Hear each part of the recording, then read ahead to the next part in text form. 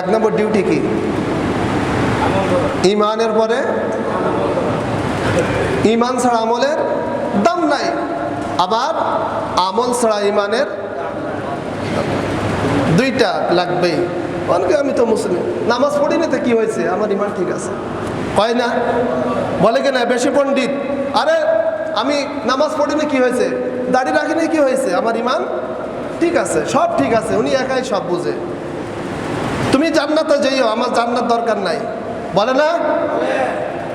এগুলো কুফরি কথা। বলে তোমার জান্নাতে যাইও, আমার জান্নাতের দরকার নাই, এগুলো বলা যাবে?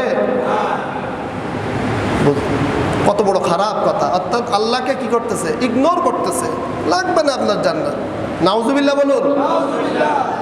জুমার দিনের 5টি আমলের 1 নম্বর হলো, আল্লাহর প্যারা নবী বলেন ফাকফিরু আলাইয়া মিনাস সালাতি ফিহি।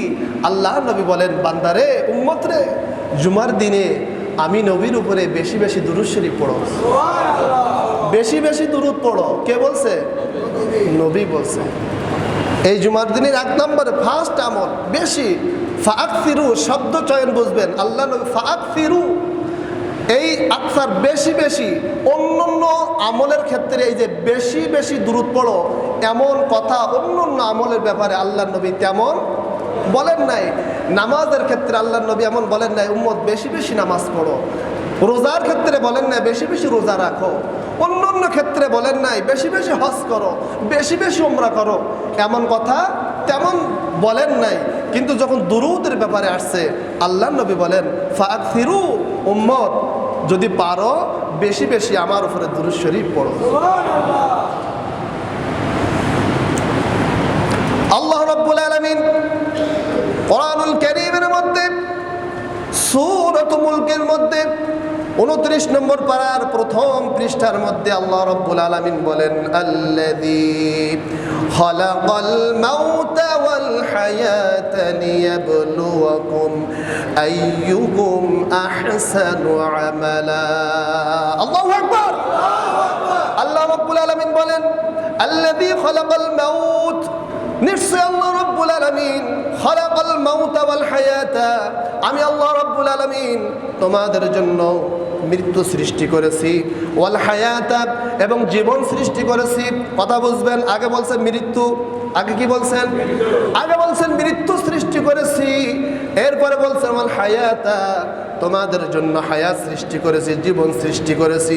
অর্থাৎ বোঝা গেল আমরা আগে এমন একটা অবস্থানে ছিলাম যখন আমাদের জীবন ছিল না, আমাদের হায়াত ছিল না, আমাদের রূহ বলতে, আমাদের এই জিন্না বলতে, জীবন বলতে কিছুই যখন ছিল না, আল্লাহ রাব্বুল আলামিন দয়া করে, মায়া করে, মেহেরবানি করে আল্লাহ রাব্বুল আলামিন মায়ের গর্ভের মধ্যে আমাদের জীবন দান করেছেন। জোরে বলুন সুবহানাল্লাহ।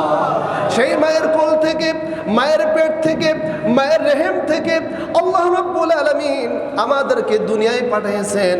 এই দুনিয়ার জিন্দেগি, অর্থাৎ তোমাদেরকে মৃত্যু দিয়েছি এবং জীবন দিয়েছি। আই রাব্বে কারীম কি জন্য দিয়েছেন? আল্লাহ বলেন লিয়াবলুয়াকুম আইয়ুকুম আহসানু আমালা।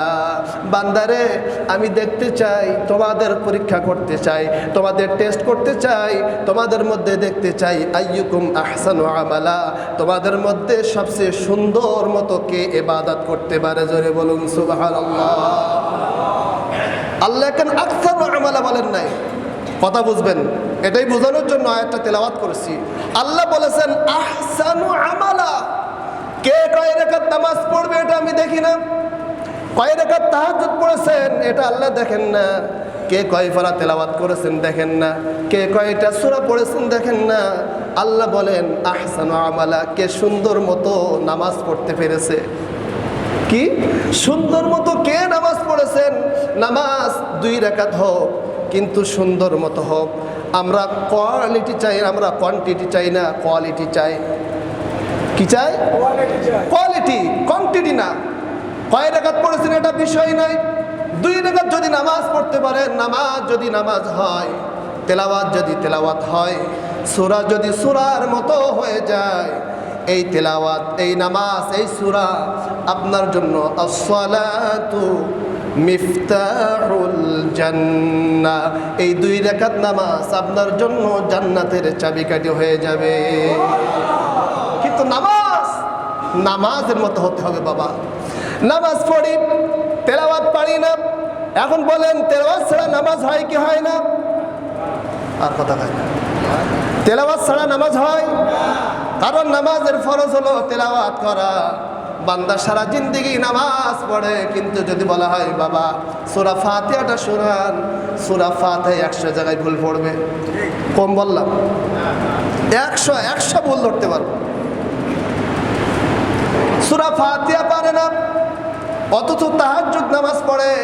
তাহাজ্জুদ পড়েন অবশ্যই, এটা ভালো কাজ, কিন্তু তাহাজ্জুদ পড়ার আগে তাহাজ্জুদের জন্য যা যা লাগে সেটাও আমাদের করতে হবে কি হবে না? হবে না? বিবাহ করবেন, বিবাহের জন্য যা কিছু লাগবে করতে হবে না? এমনি এমনি বিয়ে করতে যাবেন, দেবে মেয়ে? তো নামাজ পড়তে বলেছেন আল্লাহ। নামাজের আগে কিছু ফরজ দিয়েছেন, জায়গা পাক, কাপড় পাক, সতর ঢাকা, কিবলামুখী হওয়া। ইচ্ছা হলো আর এইদিকে আল্লাহু আকবার দিলাম, হবে নাকি? এগুলো জানতে হবে। কিভাবে নামাজ পড়তে হয়, কোন দিকে ফিরে নামাজ পড়তে হয়, তাকবীরে তাহরিমা কিভাবে বলতে হয়, রুকু কিভাবে করতে হয়, সব কিছু আমাদের শিখতে হবে। তিলাওয়াত কিভাবে করতে হয়, সূরা ফাতিহার পর আর একটা সূরা কিভাবে পড়তে হয়, সব কিছু যখন জেনে বুঝে আল্লাহ রব্বুল আলামিন যেভাবে পড়তে বলেছেন সেভাবে যদি আমরা পড়তে পারি, আল্লাহ নবী বলেন এই নামাজ তো নামাজ না, এই নামাজ তোমার জন্য হবে আল্লাহ পাকের দিদার।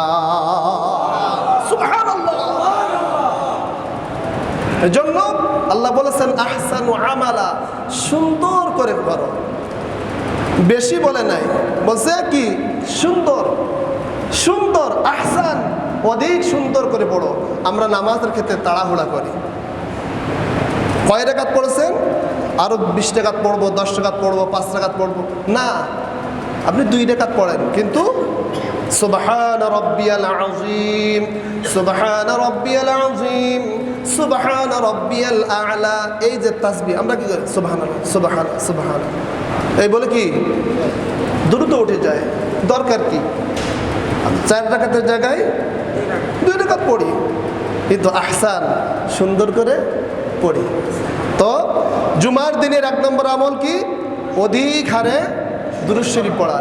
এখন বলবেন হুজুর আমি দুরূদ শরীফ পারি না। দুরূদ শরীফ কপাল পড়া উম্মত, সব পারে, দুরূদ পারে না, অনেকে ভয় পায়। এজন্য আলেমের কাছে আসুন, আলেম উলামা আপনাদের সহজ করে দিবেন। আপনি যদি বড় দুরূদ পড়তে না পারেন, দুরূদ ইব্রাহিম যদি পড়তে না পারেন, দুরূদের অভাব নাই, হাজার দুরূদ আছে, ছোট থেকে ছোট দুরূদ আছে। আপনি যদি বড় দুরূদ পারেন না, কোনো সমস্যা নাই, আপনি ছোট দুরূদ পড়েন। বলে ছোট দুরূদ কি? সবাই আমার সাথে বলুন সাল্লাল্লাহু আলাইহি ওয়াসাল্লাম। পারেন না? এটা পারেন, এটা জানেন, কিন্তু এটা যে দুরূদ, ছোট দুরূদ, এটা আপনার জানা নাই। জানবেন কখন?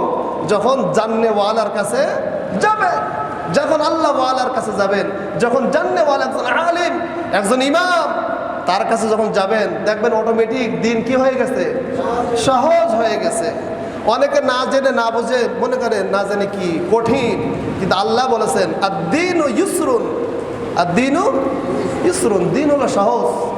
ওয়ালা তুআসসির, তোমরা কি করো না? কঠিন করো না। দিনকে আমরা সহজ করতে চাই, কথা বলেন ঠিক কিনা? এই জন্য কি পড়বেন? সাল্লাল্লাহু আলাইহি। পারবেন না? এটা পারবেন না? বলেন তো সবাই, বলেন সাল্লাল্লাহু আলাইহি ওয়াসাল্লাম। এই যে দুরূদ শরীফ যে পড়লেন, লাভ কি? আমরা তো লাভে লহা বইতে রাজি আছি, বিনা লাভে তুলাও বইতে রাজি না। লাভ যখন জানবো, বেনিফিট যখন জানবো, সওয়াব যখন জানবো, তখন অটোমেটিক আমার পড়তে মনে চাইবে কি চাইবে না? চাইবে। এই যে দুরূদ শরীফ পড়লেন, একবার যখন বললেন সাল্লাল্লাহু আলাইহি ওয়াসাল্লাম, একটা রিওয়ায়াতে এসেছে পৃথিবীর মধ্যে একদল ফেরেশতা নিয়োগ দেওয়া আছে। পৃথিবীর মধ্যে একদল ফেরেশতা আছে, তাদের ডিউটি হলো পৃথিবীর যেখানে আমার উম্মতরা দুরূদ শরীফ পড়বে, সাথে সাথে ওই উম্মতের বাবার নাম, তার মায়ের নাম, তার নাম, গ্রামের নাম সব সহ আমার নবীর কাছে পৌঁছাই দেব।